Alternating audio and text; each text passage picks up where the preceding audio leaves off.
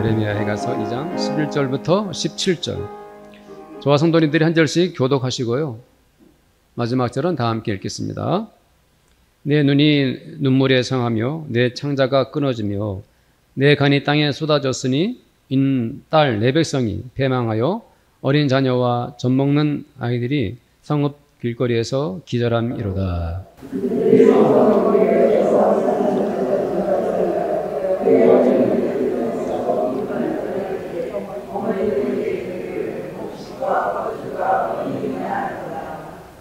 딸 예루살렘이여, 내가 무엇으로 내게 증거하여 무엇으로 내게 비유할까? 소녀딸 시온이여, 내가 무엇으로 내게 비교하여 너를 위로할까? 너의 파괴됨이 바다같이 크니 누가 너를 고쳐줄 소냐?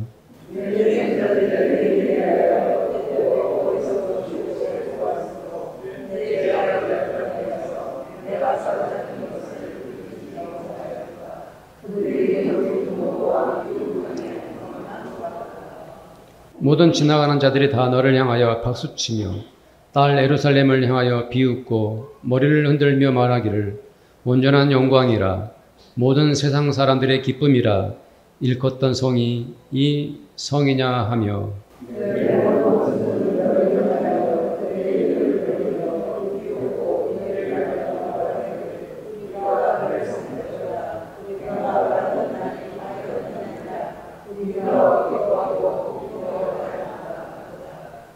여호와께서 다 함께 이미 정하신 일을 행하시고 옛날에 명령하신 말씀을 다 이루셨으며 긍휼히 여기지 아니하시고 무너뜨리사 온수가 너로 말미암아 즐거워하게 하며 네 대적자들의 불로 높이 들리게 하셨도다. 아멘. 오늘도 말씀을 통해 많은 은혜 받으시길 축복합니다. 오늘 그 말씀의 배경을 간단히 설명하겠습니다. 지금으로부터 약 2600년 전, 그러니까 BC 기원전 587년 그리고 586년에 남쪽 유다가 바벨론의 공격을 받고 나라를 완전히 잃게 되었습니다. 바벨론이 유다를 총 공격했을 때 많은 국민들이 목숨을 잃었고 성들은 무너졌고 심지어 하나님의 성전마저도 파괴되고 말았습니다. 에레미야는 바로 그 역사적 현장에서 모든 것을 두 눈으로 경험한 사람입니다. 이 남유다가 얼마나 처참하게 파괴되었는지 에레미야는 그 참상을 히브리 시로 남겼습니다. 에레미야 애가는 바로 슬픔의 시요 비탄의 시입니다. 즉 예가입니다.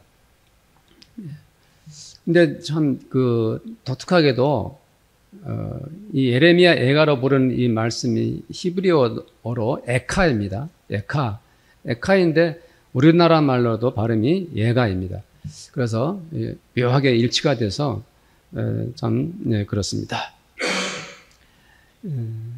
유대인들은 지금도 이 통곡 예루살렘에 가면은 통곡의 벽이 있어요.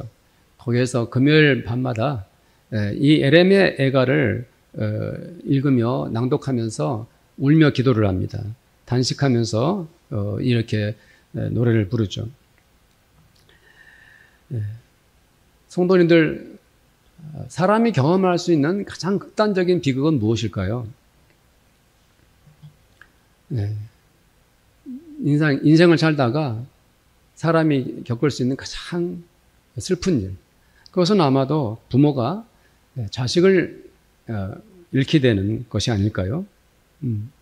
그토록 아끼고 사랑하고 예뻐했던 딸이 부모 앞에서 죽어가는 것을 본다면 그 부모는 사는 것이 아닐 것입니다. 하루하루 목숨을 이어가면서 겨우 살아가는 것이 그분들께는 차라리 지옥일 것입니다. 에레미야는 그 슬픔을 노래하고 있습니다.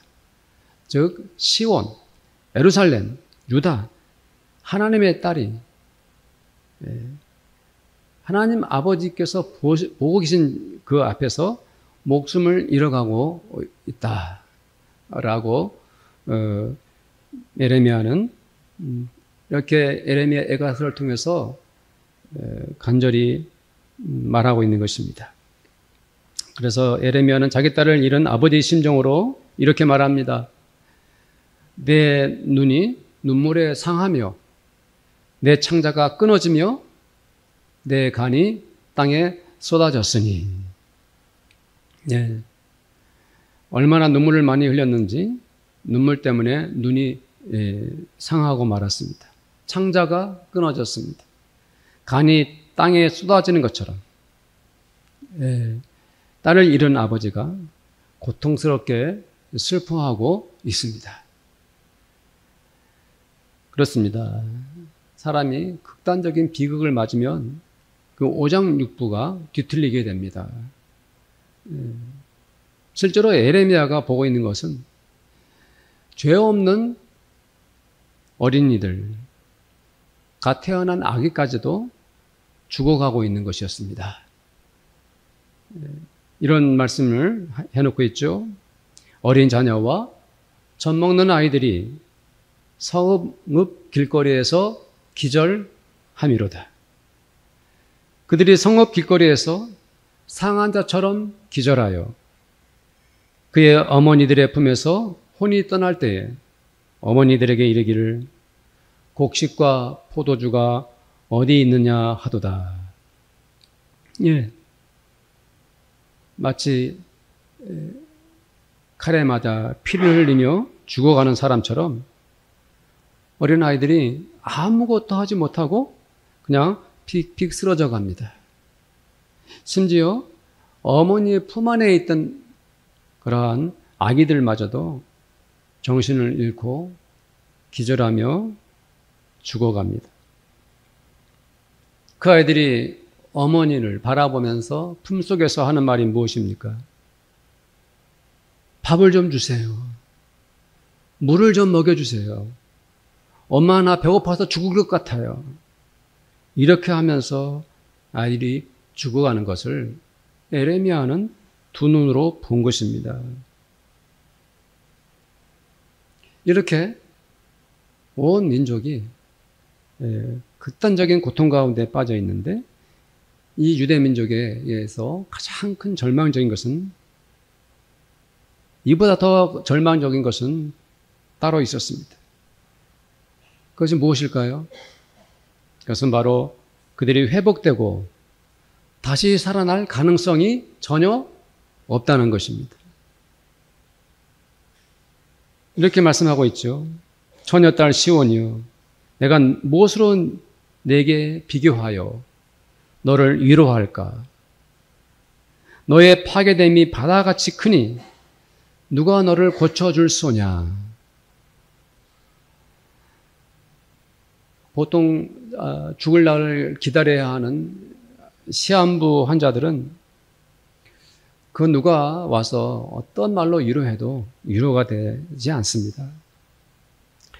어떤 의술로도 이제 더 이상 고칠 수가 없어서 이제 죽어야만 하는 그런 상황에 있는 분들은 회복할 수 없다는 것 때문에 가장 큰 절망을 경험하는 것입니다. 그렇습니다. 바벨론에 의해서 망해버린 유대 민족이 이제 앞으로도 그 상처가 낫거나 그 고통이 회복될 가능성이 전혀 없는 나라가 되고 말았습니다. 유대 민족에게 이보다 더 큰 비극이 또 어디에 있겠습니까? 예루살렘이 얼마나 많이 파괴되었으면 그것이 바다같이 깊고 바다처럼 크다 그랬습니다. 그래서 그게 너무 치명적이라 고쳐줄 사람이 이 세상 어디에도 없다라고 예레미야는 눈물로 말하고 있습니다. 성도님들 14절 말씀을 봅시다. 14절 시작. 내 선지자들이 내게 대하여 헛되고 어리석은 묵시를 보았으므로 내 죄악을 드러내어서 내가 사로잡힌 것을 돌이키지 못하였도다. 그들이 거짓 경고와 미혹하게 할 것만 보았도다. 유대 민족의 비극은 이제 더 나아가서 선지자들에게 있었습니다. 하나님의 말씀을 대언하고 하나님의 진리를 예언해야 할 선지자들이 헛되고 어리석은 환상을 보았습니다. 이게 묵시라는 것은 환상인데 그것은 하나님이 주시는 것입니다. 하나님의 비전입니다. 참 선지자들은 성령께서 주시는 거룩한 환상을 보고 그 하나님의 비전을 세상에 선포하는 사명이 있는 것이죠. 그러나 유대 선지자들은 마치 하나님께서 주셔서 하나님께서도 받은 환상인 것처럼 그 계시인 것처럼 백성들에게 말을 했습니다. 그러나 실상은 허망하고 거짓된 묵시를 본 것입니다. 당시 유대 민족의 현실은 무엇입니까? 온 세상이 가득했습니다. 죄악으로. 왕들은 앞장서서 우상을 섬겼습니다. 백성들은 신앙적으로 타락했을 뿐 아니라 윤리와 도덕도 땅에 떨어져 뒹굴고 있었습니다.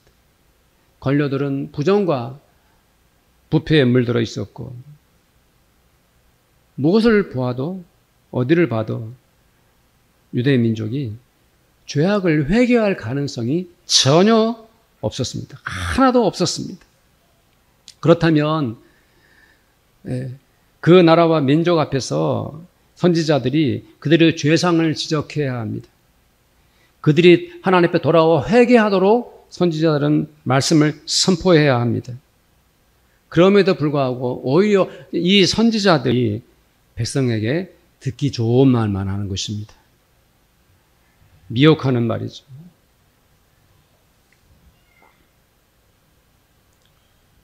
백성들이 듣기에 편안하고 좋은 말만.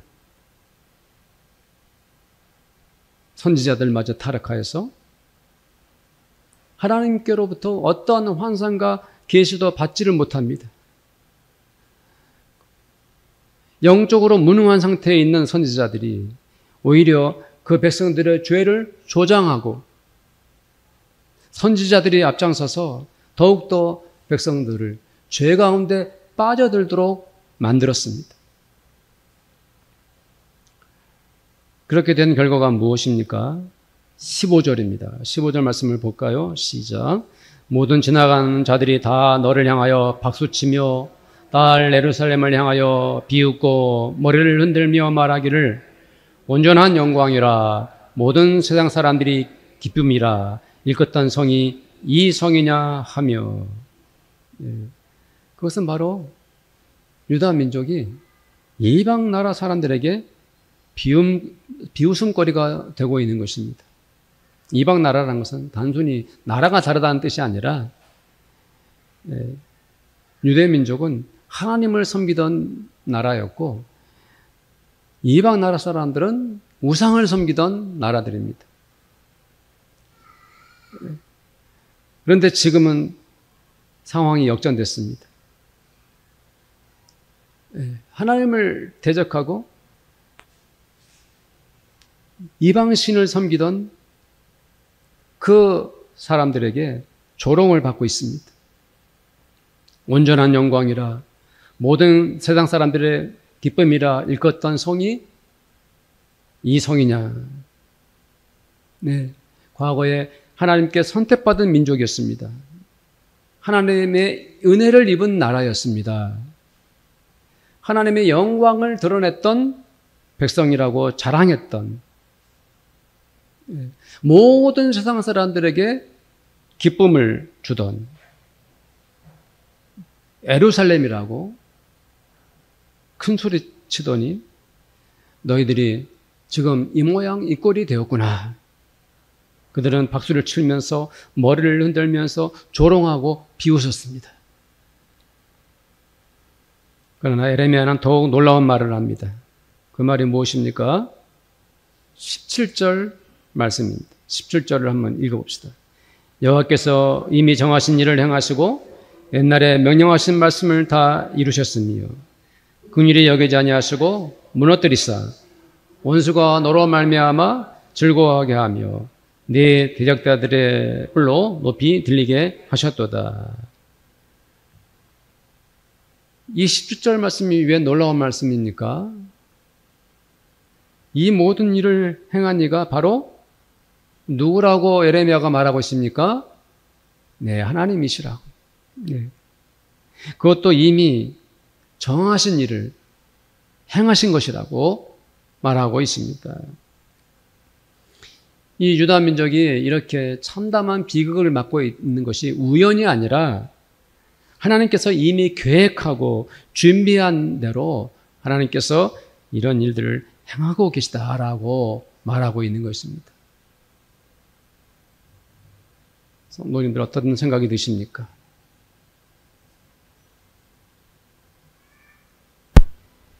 지금 일어나고 있는 이 현상들은 옛날에 하나님께서 명령하신 말씀을 다 이루셨다라고 말씀하고 있습니다. 레위기서 26장에 이런 말씀이 있어요. 모니터에 인용되고 있습니까? 한번 읽어봅시다. 시작. 그러나 너희가 내게 충종하지 아니하여 이 모든 명령을 준행하지 아니하며 내 규례를 멸시하며 마음에 내 법도를 싫어하며 내 모든 계명을 준행하지 아니하며 내 언약을 배반할진대 내가 너희를 치리니 너희가 너희 대적에게 패할 것이요 너희를 미워하는 자가 너희를 다스릴 것이며 너희는 쫓는 자가 없어도 도망하리라. 또 만일 너희가 그렇게까지 되어도 내게 청종하지 아니하면 너희의 죄로 말미암아 내가 너희를 7배나 더 징벌하리라. 레위기서는 모세 오경 중에 하나님의 말씀을 미리 준 거죠. 예레미야가 이렇게 말한 의미가 무엇입니까? 유대 민족이 바벨론에 의해서 망하고 수많은 백성들이 죽어나가고 또 성벽이 무너지고 성전이 파괴된 이 모든 일들이 하나님의 계획 속에서 이루어지는 것이며 오히려 과거에 하나님께서 이미 경고하신 말씀이 성취된 것이라고 말씀하고 있는 것입니다. 저는 요즘 에레미야 에가서 말씀을 묵상하면서 이런 생각을 하게 되었습니다. 예레미야 시대가 바로 우리 한국교회의 현실과 너무 닮았다 하는 것입니다. 첫째로 어린아이들이 신앙적으로 죽어가는 것입니다.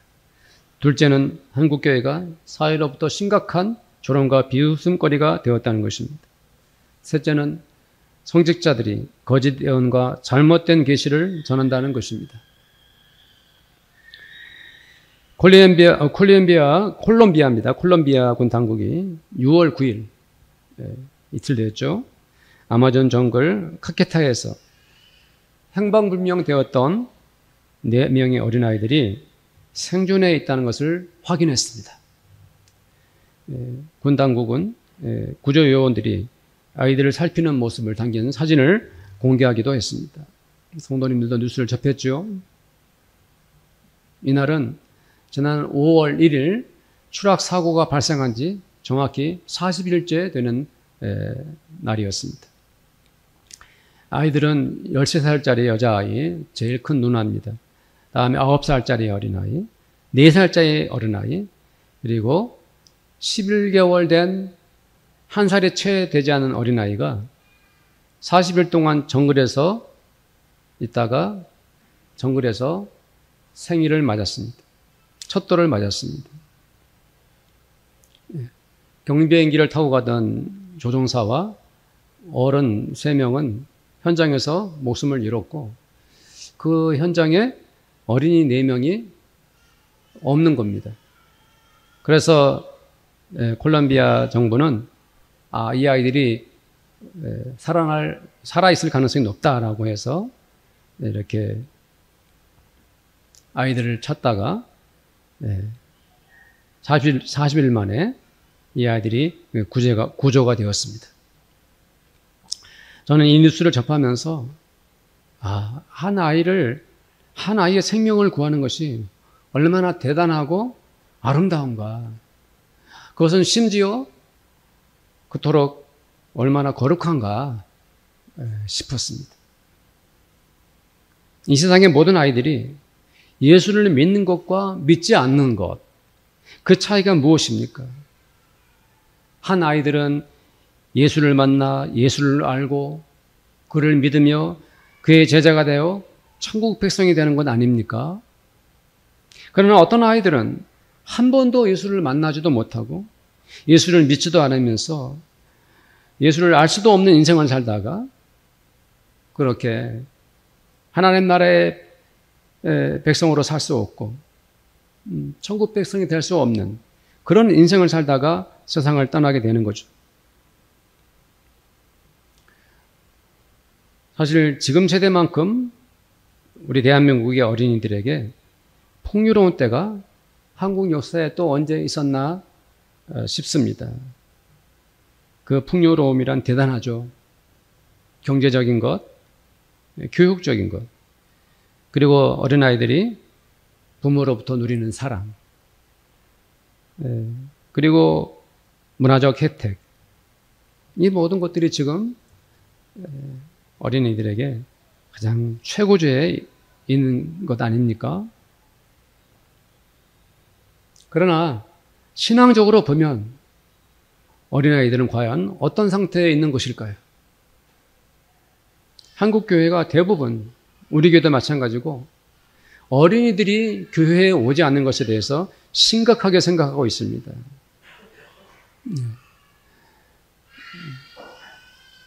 아이들이 과연 왜 교회에 잘 가려고 하지 않는 것일까? 그것은 아마도 교회가 무엇을 제공하느냐 하는 문제이겠죠. 학교는 학교에서 아이들을 위해서 뭔가를 제공해주고, 학원을 가면 학원에서도 뭔가를 아이들에게 공급해주고, 가정에서도 아이들에게 필요한 것들을 아이들에게 충분히 이렇게 나누지 않습니까? 그러면 교회에서도 어린아이를 위해서 거기에 없는 독특하고도 교회에서만 나눌 수 있는, 교회에서만 줄 수 있는 그것이 있어야 하는 것이죠. 그것은 물론 복음입니다. 물론 예수님이고 성삼위 하나님이십니다. 우리 교단 합동총회도 어린아이들을, 청소년들을 위해서 양질의 성경 교육을 하려고 최선을 다하고 있습니다. 교재는 물론이고 또 어린이들과 청소년들을 위해서 6개월마다 1년마다 계속 교재를 새롭게 만들고 찬송가를 계속 아이들에게 새롭게 현대 감각에 맞춰서 부르게 하고 시청각 자료, 메타버스 뭐 이런 것들을 아이들에게 흥미롭게 접할 수 있도록 모든 노력을 쏟고 있습니다. 우리 교회 성도님들도 우리 교회가 아이들을 위해서 최선의 성경 교육을 한다는 것을 알고 또 믿고 우리 아이들을 주일 학교에 보내셔야 합니다. 우리 교회 가장 어린 아이들이 이제 박선우, 최정원 두 어린이인데 정원이는 아직 예배드리기에는 너무 어리고 선우는 이제 이번 여름 성경학교 때부터 유아부를 개설할 것입니다. 그래서 유아부 예배를 함께 드리고 그러고 나서 9월부터는 유아부 예배를 우리 교회에서 드리도록 하기로 우리 전도사님과 선생님들과 제가 함께 의논을 했습니다. 디모데후서 3장 14절 15절 말씀을 한번 같이 읽겠습니다. 시작. 그러나 너는 배우고 확신한 일에 거하라. 너는 내가 누구에게서 배운 것을 알며 또 어려서부터 성경을 알았나니 성령은 능히 너로 하여금 그리스도 예수 안에 있는 믿음으로 말미암아 구원에 이르는 지혜가 있게 하느니라. 아멘. 네, 디모데가 어렸을 때부터 외할머니 로이스와 어머니 유니게로부터 성경을 알고 배웠습니다. 우리 성도님들 가정에서도 아이들에게 성경을 들려주시고 아이들을 품에 안고 기도해주고 교회에서도 아이들을 위해서 최선을 다해 가르치고 아이들이 어릴 때부터 가진 신앙이 평생을 간다는 것을 믿으시기를 축복합니다. 디모데후서 1장 5절도 한번 함께 읽습니다. 이는 내 속에 거짓이 없는 믿음이 있음을 생각함이라. 이 믿음은 너네 외조모 로이스와 내 어머니 윤니게 속에 있더니 내 속에 있는 줄을 확신하노라. 성도님들, 어린이 전도도 열심히 해야 됩니다. 전사님이 계속 주변의 학교에 아이들에게 열심히 전도합니다마는 주변의 젊은 부부들에게 복음을 전하고 유년부 예배, 학생 예배를 드릴 수 있도록 전도해야 합니다. 두 번째로 생각할 것은 한국교회의 선교자들은 과연 정직한 선지자들인가 하는 점입니다. 거짓 예언과 엉터리 묵시를 일삼았던 유대 선지자들처럼 저 같은 선지자들이 과연 하나님의 말씀을 올바로 전하고 있습니까? 하는 문제 제기를 합니다. 교회 성도들에게 죄를 지적하고 회개를 외치지 않는다면 그 선지자는 시대를 거스리는 거짓 선지자가 될 수 있습니다. 목사나 신부들이 하나님의 말씀을 있는 그대로 전하지 않고 신도들 눈치나 보고 있다면 그 사람은 진실한 주의 종이 될 수가 없습니다. 저부터 진실한 목사가 되려고 최선을 다하겠습니다. 우리 성도들에게 복이 되고 은혜가 되는 말씀도 전하지만 성도들의 죄와 잘못도 망설이지 않고 전하는 정직한 목사가 되겠습니다. 물론 저 자신부터 하나님 앞에 회개하고 늘 뉘우치고 깨닫고자 하는 그런 목사가 되려고 하겠습니다. 세 번째로 생각할 것은 우리 한국교회가 이 세상으로부터 심각한 조롱을 당하고 있다는 것입니다. 한 번은 제가 길거리에서 전도를 하는데 어떤 분이 제 눈을 똑바로 쳐다보면서 교회와 목사들을 싸잡아 욕을 합니다. 그러면서 나는 그런 종교 안 믿는다. 나는 그런 기독교 안 믿는다 하면서 투덜거리면서 지나가는 것이었습니다. 저는 그분이 얼마나 교회나 목사들에게 실망을 했으면 저럴까 싶었습니다. 아니 땐 굴뚝에서 연기가 나겠습니까? 우리들이 자꾸 잘못을 하고 거듭 실수를 하니까 설마 그럴 리가 없지 하던 사람들도 이제는 등을 돌리고 만 것입니다. 유대민족이 바벨론에게 패망하고 나서 그토록 심각하게 조롱을 당한 것이 하나님의 계획이고 하나님께서 이미 말씀하신 대로 이루어진 것이라고 할 때 우리 한국교회도 마찬가지입니다. 교회는 예수 그리스도의 성품과 그 삶을 닮아야 합니다. 하나님의 말씀대로 믿고 그 복음대로 순종해야 합니다. 또 그렇게 살아가야 할 하나님 나라의 공동체입니다. 그런데도 일부 한국교회가 예수 인격은 닮지 않고 오히려 세속적인 가치관에 매몰되었습니다. 교회마저도 물질 만능주의에 빠져 있고 성공을 위해서는 수단과 방법을 안 가리는 그런 곳이 되고 말았습니다. 교회가 하나님 나라 공동체를 위해서 희생하거나 하나가 되려고 하지 않고 지나치게 개교회 중심으로 치닫고 말았습니다.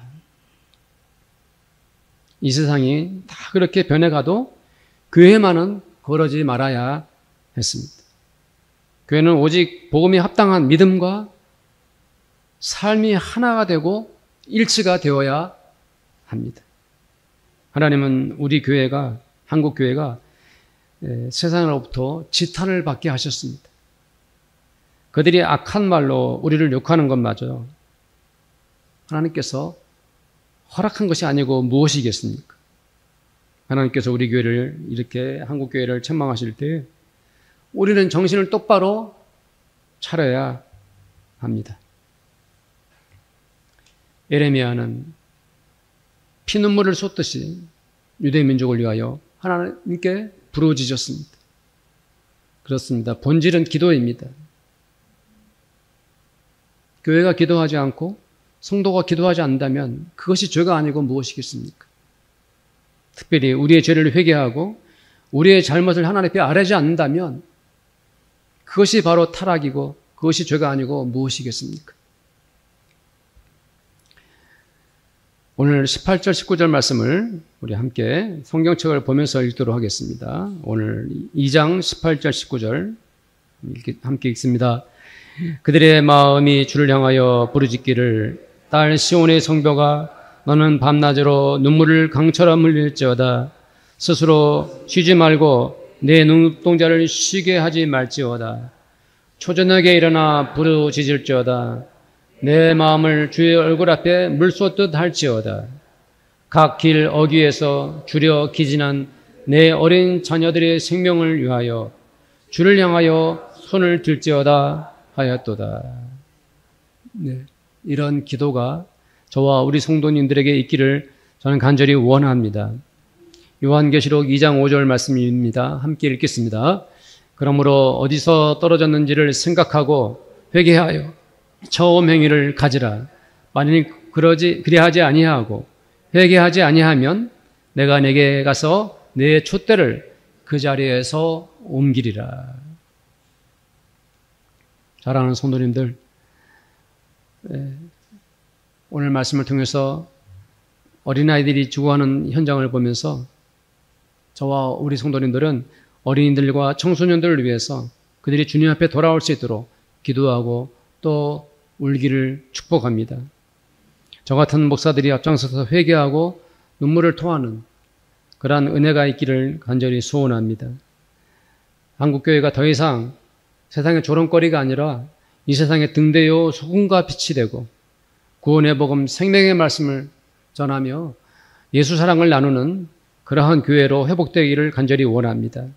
성도님들 세 가지 기도 제목을 가지고 함께 기도하겠습니다. 기도합시다. 하나님 아버지 감사합니다. 한국교회와 우리 교회의 어린 영혼들 아버지 위하여 기도합니다. 어린아이들과 청소년들이 주님 앞으로 다시 돌아오기를 원합니다. 그들의 상한 마음과 아버지 하나님이여 주를 떠났던 아버지 그들의 아버지 하나님 신앙과 믿음이 이제 주님 앞에 돌아오는 은혜를 베풀어 주시옵소서. 이 땅의 성직자들이 하나님의 은혜를 입고 하나님의 말씀을 정직하게 대언하며 이 시대를 올바로 예언할 수 있는 주의 종들, 하나님의 종들이 되게 하여 주시옵소서. 한국교회가 세상거리 조롱에서 벗어나서 이제 세상을 하나님 나라로 바꾸어 나가며 하나님 나라를 회복시키며 아버지 하나님 한국교회가 이 땅에 아버지 거룩한 교회로 거듭나며 이 땅에 아버지 하나님 영혼들을 살려내는 아버지 하나님의 은혜로운 교회, 능력의 교회, 성령의 교회, 기도하는 교회, 사랑의 교회가 될 수 있도록 주님 축복하여 주시옵소서. 아버지 하나님 에레미야의 눈물의 기도가 우리의 기도가 되게 하여 주시옵소서. 감사하며 예수님의 이름으로 기도드립니다. 아멘. 지금은 우리 주님 예수 그리스도의 은혜와 하나님 아버지의 사랑하심과 성령님의 교제하심이 이 자리에 함께 예배드리는 모든 주의 성도들 머리 위에 그들의 가정 가운데 믿음으로 열심히 일하는 일터와 그리고 우리 교회 위에 지금부터 영원토록 함께 있을지어다. 아멘.